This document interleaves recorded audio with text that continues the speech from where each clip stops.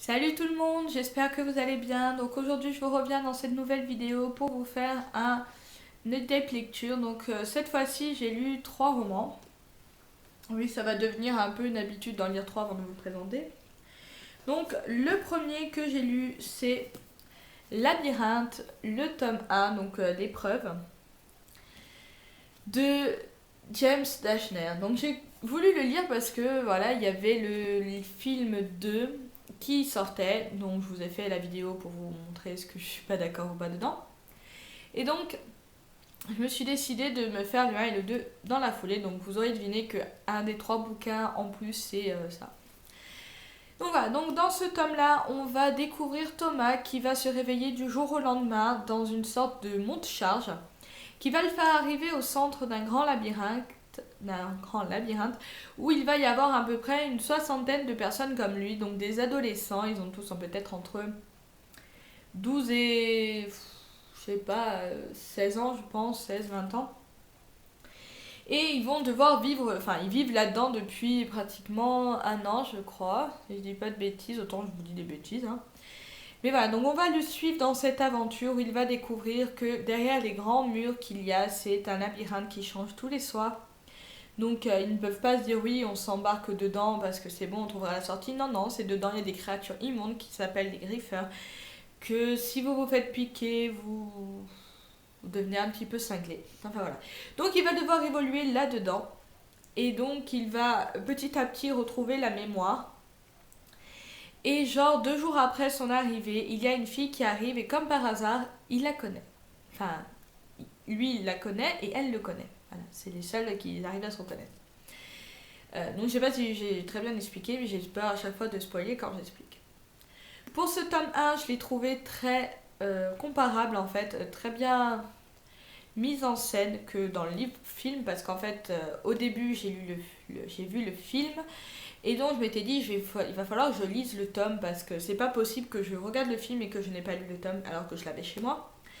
Et donc j'ai quand même beaucoup aimé, c'est plein de rebondissements, c'est vraiment voilà, il n'y a pas un seul moment où on n'avait pas envie de tourner la page et de vous dire et de dire bon c'est bon, dernier chapitre j'arrête. Non non, parce qu'à la fin de chaque chapitre il y a un rebondissement qui vous donne envie de lire le reste. Bon, heureusement les chapitres sont courts donc vous pouvez vous permettre de vous en lire un ou deux en plus, mais c'est vrai que j'ai énormément aimé, j'ai quand même préféré au film pardon. Mais voilà, j'ai beaucoup aimé ce tome. On découvre beaucoup sur la personnalité de Thomas qui est un petit peu enfin, il veut pas rester comme ça, voilà, il se laisse pas aller, il se dit pas, c'est pas parce qu'on nous a mis là qu'on doit vraiment se dire, bon, allez, c'est bon, on vit notre vie, on arrête, on s'en fout, on a de la nourriture, on a de la sécurité, de l'eau. Non, non, lui, il veut savoir pourquoi ils ont été enfermés là, pourquoi il y a un labyrinthe qui change tout le temps. Et voilà, il y a des trucs qui changent par rapport au film, euh, que j'ai pas mal apprécié plus que le film parce que genre quand il découvre la sortie du labyrinthe, je dirais, c'est beaucoup mieux dans le roman que dans le film. Dans le film, je trouve que c'est un peu trop simple. Mais dans le roman, voilà, j'ai beaucoup aimé. Les personnages sont quand même assez attachants quand il y en a qui meurent, parce que bon, vous en doutez, il y en a certains qui vont mourir. J'ai été beaucoup attristée quand même, parce qu'on commence à s'attacher à certains blocards et en fin de compte, bah, il va mourir quoi. Donc tu t'y attends pas, mais voilà, t'acceptes. Donc en tout cas, voilà, c'est un livre que j'ai beaucoup adoré. Euh, voilà, comme je vous ai dit, les chapitres sont courts, l'écriture est fluide, donc on a vraiment envie de savoir ce qui va leur arriver. Jusqu'à la fin, on est, mon Dieu, mais qu'est-ce qui va leur arriver? Et quand on trouve la fin, bah forcément, on a envie de lire la suite, d'où le fait que j'ai lu le tome 2 dans la foulée et que je suis en train de me faire le tome 3 et que je vais faire le préquel juste après. Voilà, comme ça, je me suis dit, hop, j'ai tout fini, c'est fait. Parce que voilà, j'ai tellement envie de savoir la suite de ce roman que d'habitude, je me laisse quand même un ou deux livres d'intervalle avant de lire la suite. Mais là, c'était impossible. Quand j'ai fini le tome 1, je me suis dit, non, mais c'est pas possible. Heureusement que j'ai le tome 2. Bon, malheureusement, je n'avais pas le tome 2 en papier. J'ai essayé de la chercher chez moi, dans mes libraires. enfin dans mes librairies, parce que dans mes libraires, dans mes librairies, mais ils ne l'avaient pas. Alors du coup, ben, je me suis tournée vers le e-book, même si je n'aime pas trop ça. Mais voilà, je n'ai pas trop eu le choix parce que j'avais pas envie de commander. Le temps qu'il arrive, le film serait arrivé et je voulais le lire obligatoirement avant le film. Donc dans la foulée, vous vous en doutez, j'ai lu L'épreuve, donc le tome 2, La Terre brûlée, toujours de James Dashner. Donc dans celui-là, donc on va retrouver Thomas, les blocards, Teresa dans une nouvelle épreuve, parce que oui, dans le tome 1, c'était la première épreuve, donc la première présélection, je dirais, et là, on va avoir la deuxième sélection. Euh, Ils vont être libérés, voilà, et ils vont avoir pour but d'aller d'un point A à un point B sans se faire tuer. En gros, c'est ça, en temps voulu, parce que c'est au bout de 2 semaines, je crois, qu'ils doivent aller soi-disant à un refuge. Ils ont la braise, donc c'est le but, c'est d'avoir un vaccin. Et du coup, ils vont rencontrer plein de personnes, des genres de zombies morts-vivants un peu bizarres. Ils vont découvrir d'autres personnes enfin, comment dire, qui ont vécu un peu la même histoire qu'eux. Et voilà, au fur et à mesure, on va comprendre que c'était pas les seuls à faire cette expérience, qu'il y en avait plusieurs.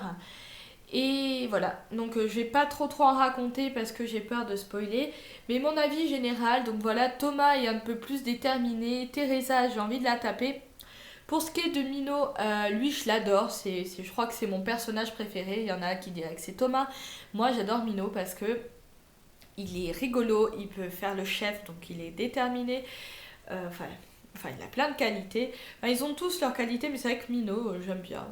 Je sais pas pourquoi, il me plaît bien lui.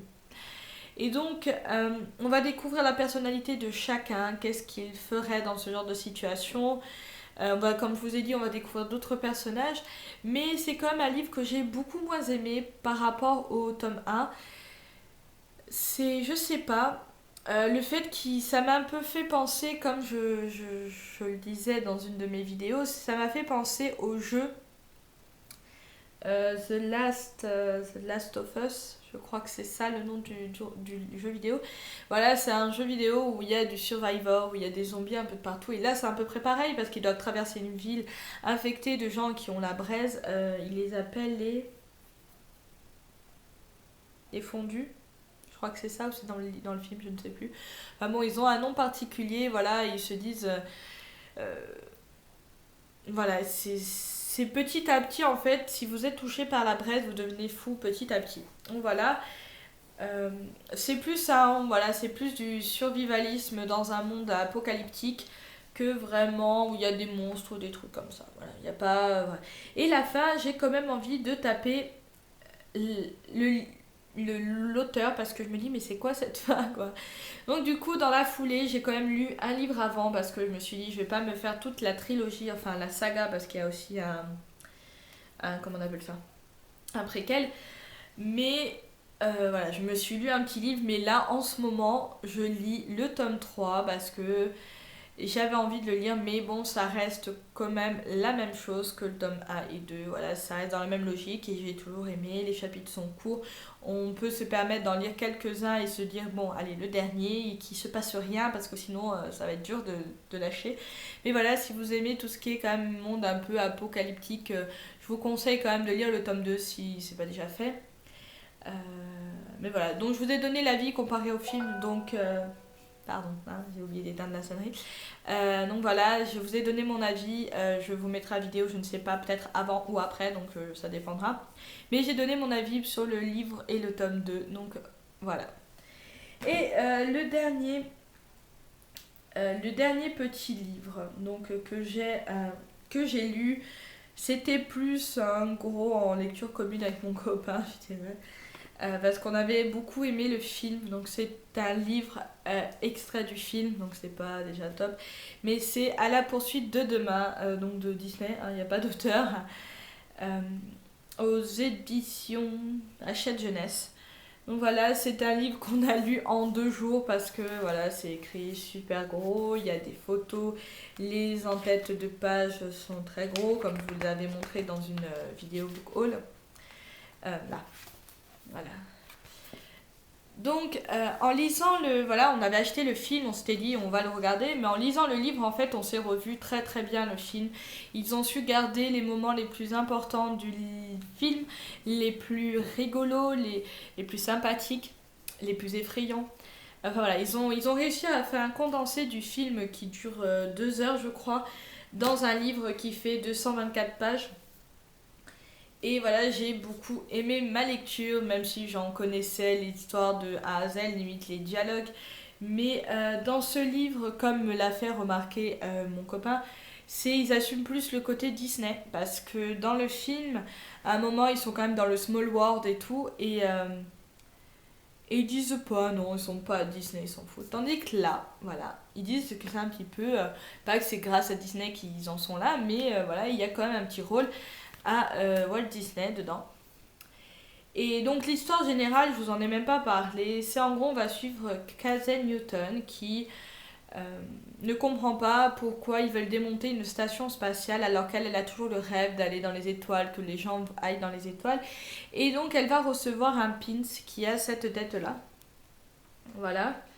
De la part d'Athéna qui...